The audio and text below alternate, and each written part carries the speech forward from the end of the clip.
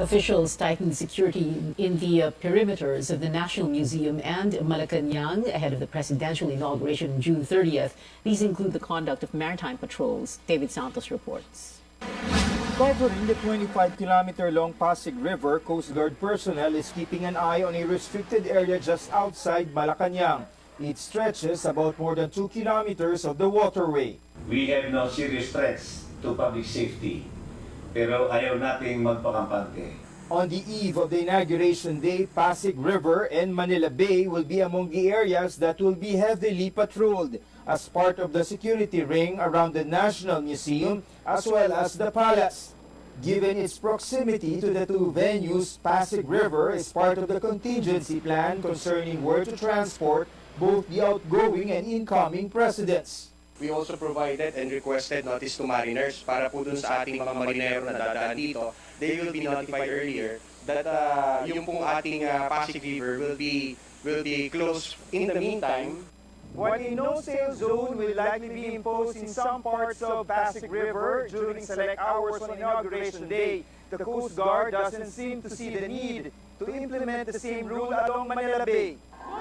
Even if protest actions are held along Rojas Boulevard, the Coast Guard argues such is a safe distance from the inauguration venue, meaning likely it cannot disrupt the inaugural events. Still, security forces will be on their toes. may mga naka-standby din tayo na contingent na to reinforce the civil disturbance unit ng ating Philippine National Police. The Coast Guard will deploy at least 500 personnel to work with units of the police, military, and the Presidential Security Group. David Santos, CNN Philippines.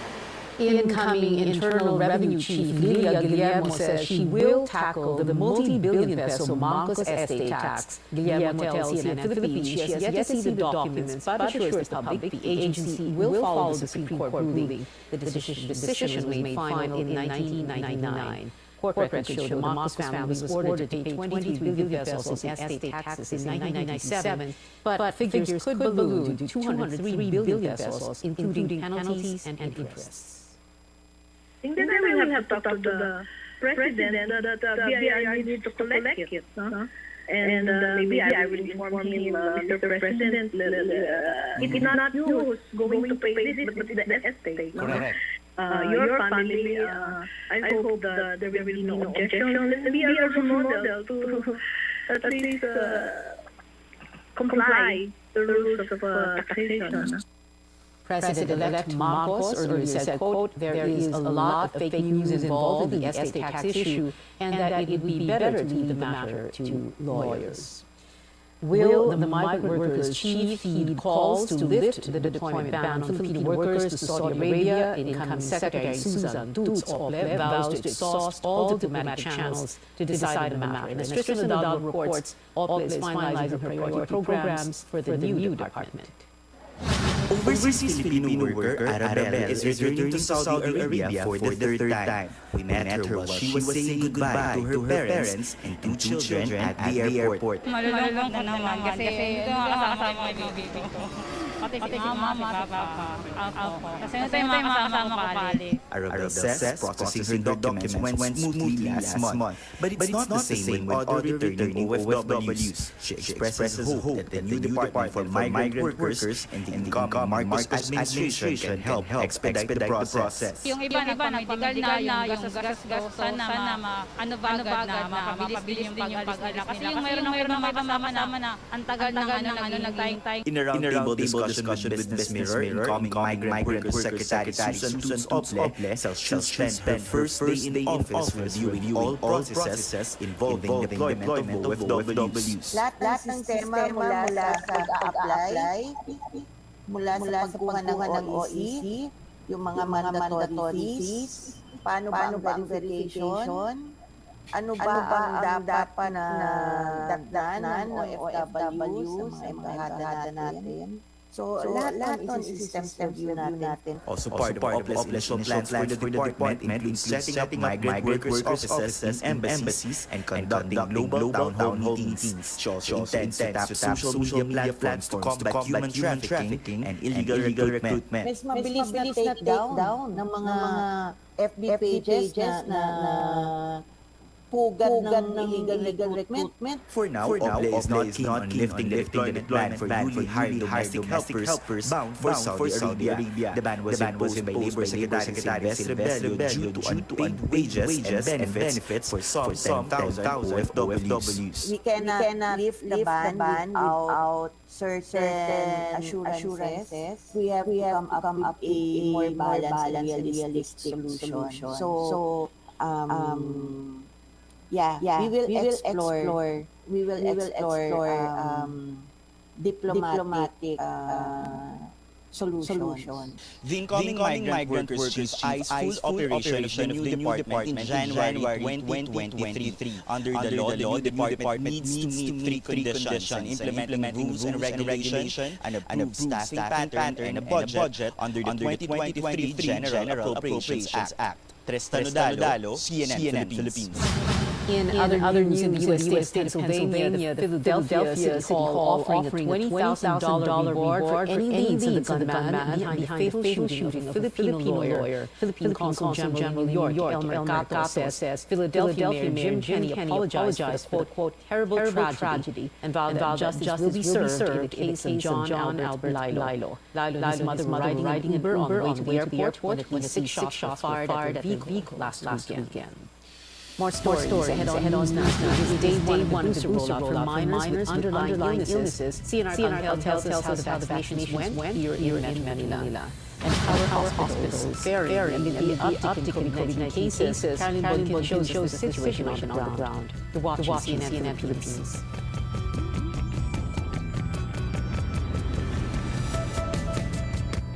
SMC, San Miguel Corporation. Bisag unsang industriya ang sudlan niini, tinguha sa SMC ang pag-uswag o paglambo sa mga Pilipino. Karon, gikan sa SMC, aniya na ang SMC Davao Cement. SMC Davao Cement, gama sa Davao para sa Mindanao. SMC Davao Cement, ato ni Bay. SMC, San Miguel Corporation.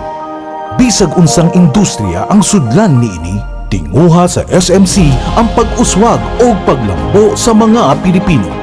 Karon, gikan sa SMC, aniya na ang SMC Davao Cement. SMC Davao Cement, gama sa Davao para sa Mindanao. SMC Davao Cement, ato ni Bay. Ito ang RPN, Radio Philippines Network, DXKT 1071 sa inyong mga radyo, ang Radyo Ronda sa Davao.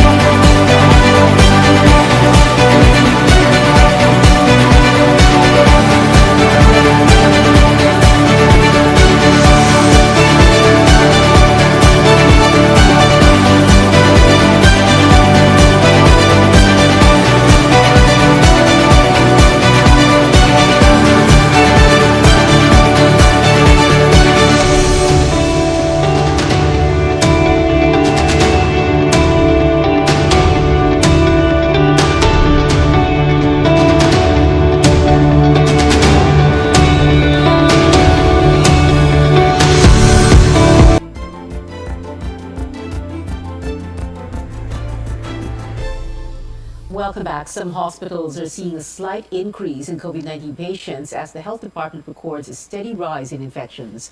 Caroline Bonkin gives us a look on the ground at the San Lazaro Hospital in Manila. A man was rushed to San Lazaro Hospital in Manila on Wednesday afternoon. Having difficulty breathing, health workers gave him oxygen supply. He's a suspected COVID-19 patient. San Lazaro Hospital saw fewer COVID-19 patients in April and May, but this month, more people are coming for COVID-19 testing and consultations. Ngayon po, we have 25 cases admitted.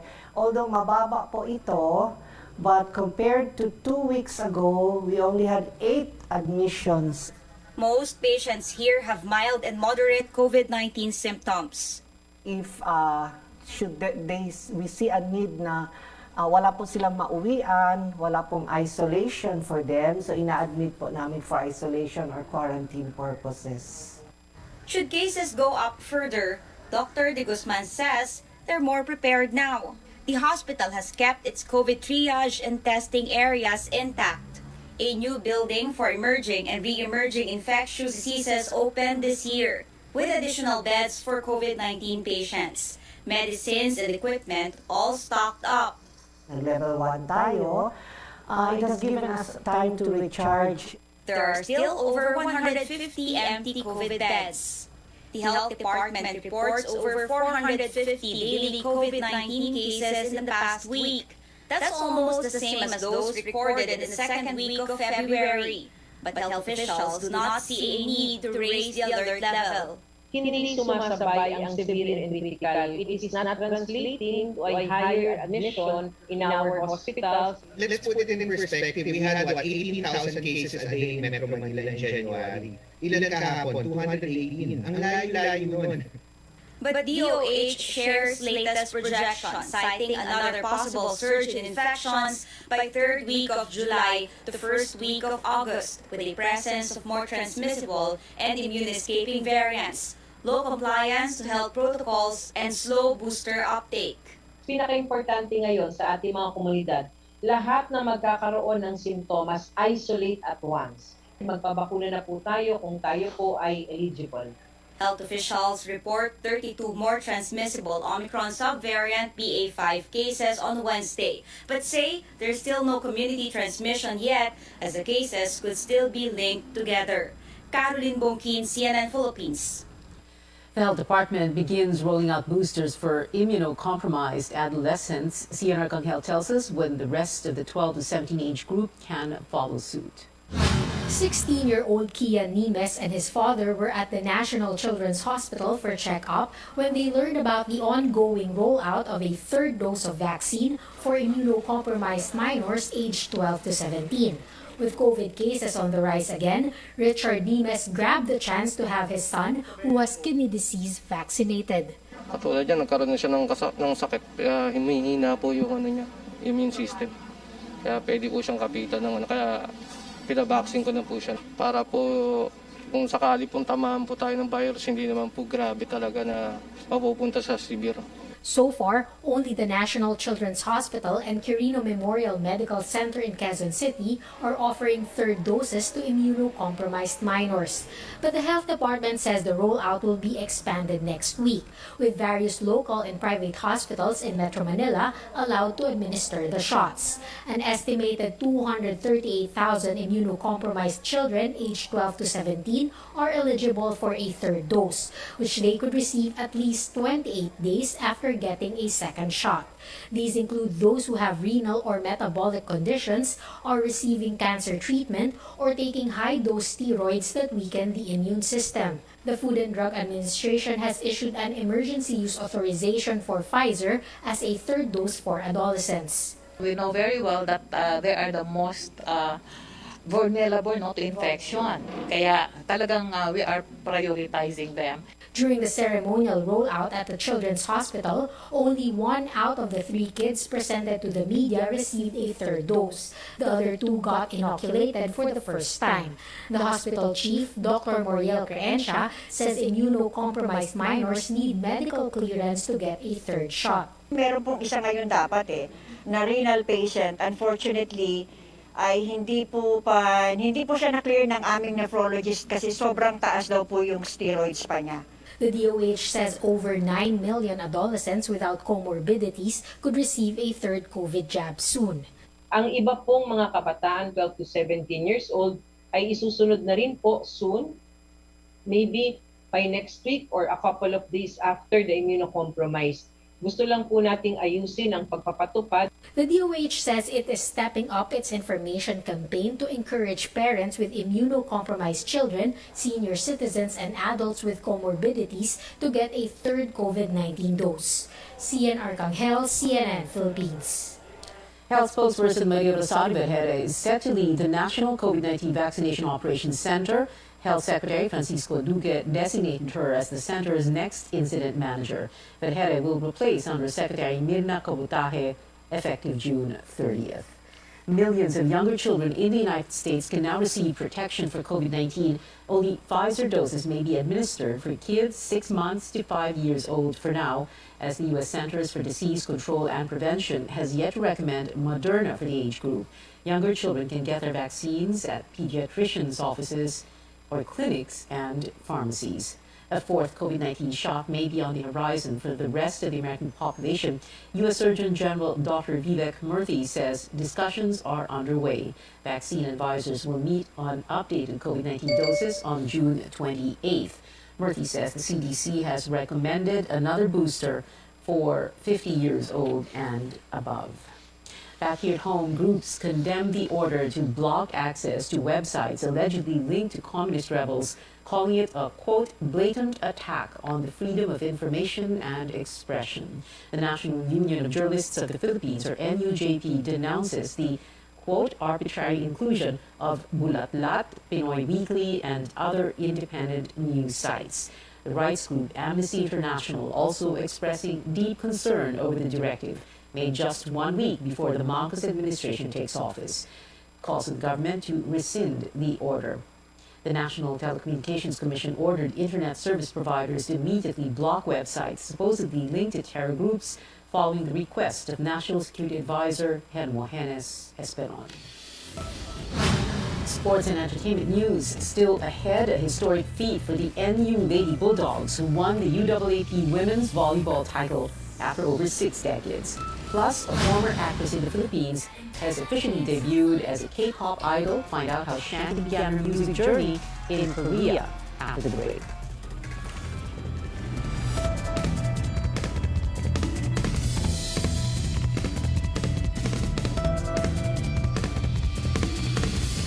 SMC, San Miguel Corporation. Bisag unsang industriya ang sudlan niini, tinguha sa SMC ang pag-uswag o paglambo sa mga Pilipino. Karon, gikan sa SMC, aniya na ang SMC Davao Cement. SMC Davao Cement, gama sa Davao para sa Mindanao. SMC Davao Cement, ato ni bay. SMC, San Miguel Corporation. Bisag unsang industriya ang sudlan niini, tinguha sa SMC ang pag-uswag o paglambo sa mga Pilipino. Karon, gikan sa SMC, aniya na ang SMC Davao Cement. SMC Davao Cement, gama sa Davao para sa Mindanao. SMC Davao Cement, ato ni bay. Ito ang RBN, Radio Philippines Network, DXKT 1071 sa inyong mga radyo, ang Radyo Ronda sa Davao.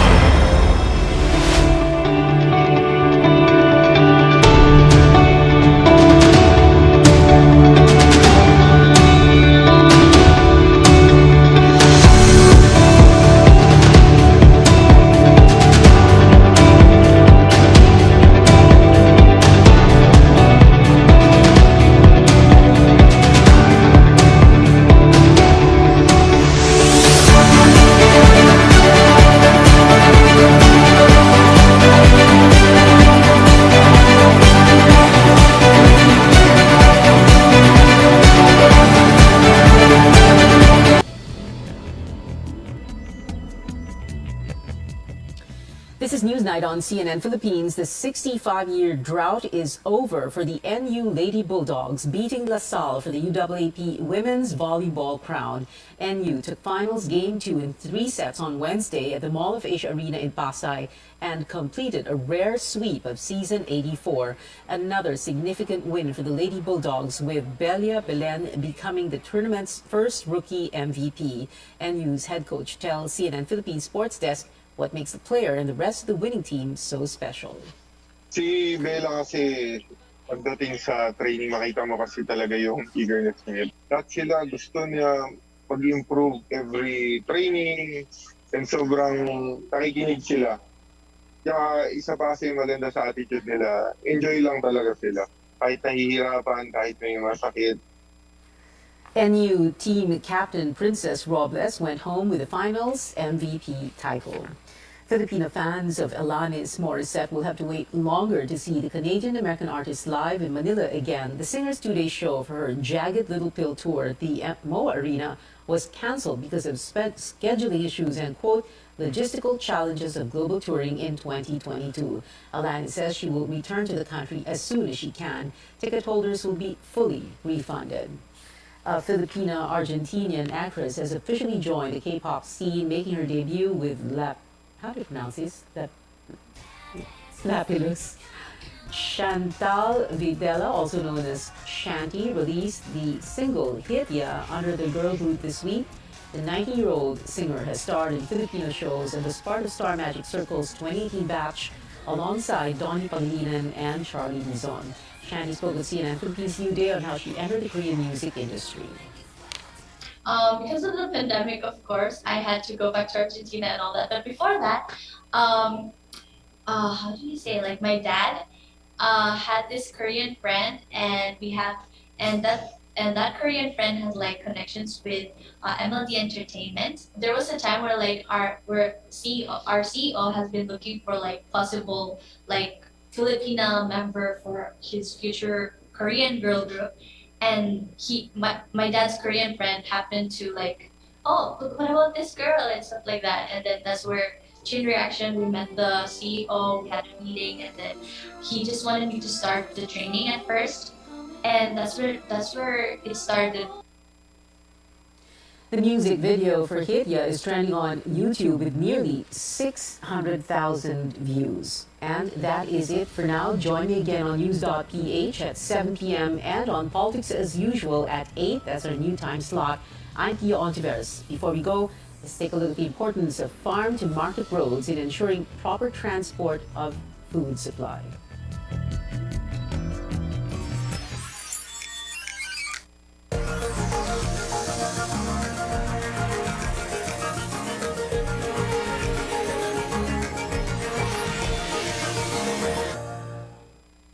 At the height of the pandemic, movement was limited to only essential goods and services.